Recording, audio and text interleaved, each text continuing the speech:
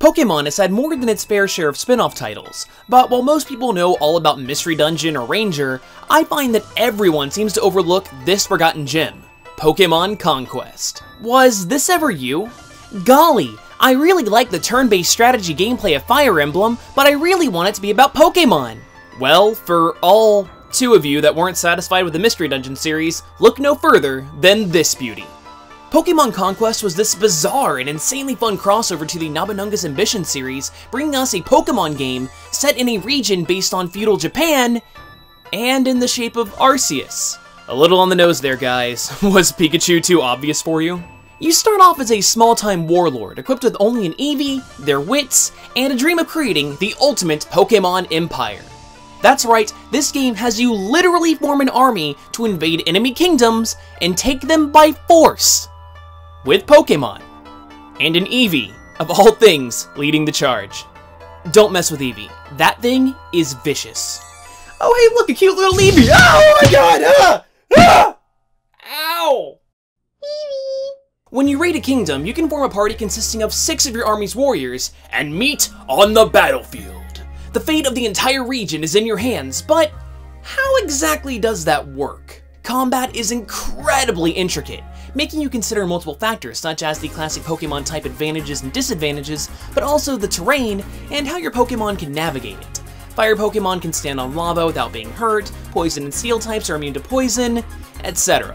Each Pokemon is unique with various ranges of movement, abilities akin to their main series counterparts, attack patterns and ranges, as well as various attack effects such as knockback, flinching, and status ailments from the classic Pokemon series. Not only that, but each warrior has a special effect that they can activate once per battle, such as stat boosts and healing. They can also equip various items like potions to bring into battle with them. Is that enough depth for you? Don't worry, I'm probably overlooking some minor detail and I'm gonna be eaten alive in the comments for it. Welcome to the internet. Some of your warriors can even evolve for some reason. You know, like Pokemon. This is usually associated with perfect links, where warriors are paired up with their perfect Pokemon. At the end of a battle, enemy warriors might join your army, and by the end of the game, you're going to have almost every single warlord doing your bidding. You were talking crap earlier, but I'm the boss now. So while the focus of the game is on its combat, you might be wondering what the rest of your army is doing while you're busy taking over the world. Are they sitting on their butts playing Pai Sho? That's a real game, right? Well, you could pass their turn, but if you're smart, you'll have those scrubs working for you. If you think your other warriors are tough enough, you can have them invade other kingdoms. But the chances of that are pretty slim unless your guys are really beefy. And you have your warlord present, of course. I mean, there's only so much you can do with a dude and his Magikarp that just splashes around. Yeah, Magikarp is just as worthless in this game as the main series. Thankfully, Pokemon Conquest has some busy work that allows you to build up your army and even your cities by putting those low-level peons to work.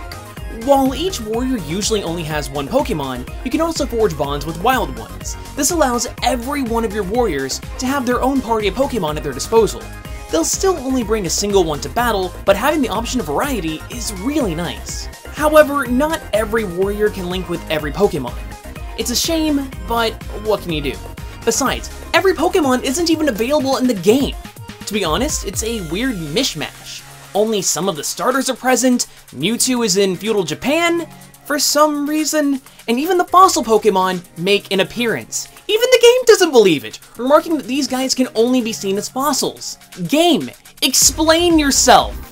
If catching new Pokemon to use as living weapons doesn't strike your fancy, you can purchase items from the town shops or traveling merchants, upgrade your cities, or work in each of the city's mines so your coffers are as full as Scrooge McDuck's. And that's pretty much the entire game. Ransacking villages, assimilating other kingdoms and their warriors into your army, and managing your empire. All in all, Pokemon Conquest is an amazing game. It's got rock-solid gameplay, amazing music, and pretty much spot-on everything. If I had to take a guess, I'd say that the only reason this game was overlooked was because it came out on the DS almost a full year after the 3DS was released, so it's unlikely that we'll ever get a sequel. However, if you ever get the chance to pick it up, play it, because it is super amazing, awesome fun.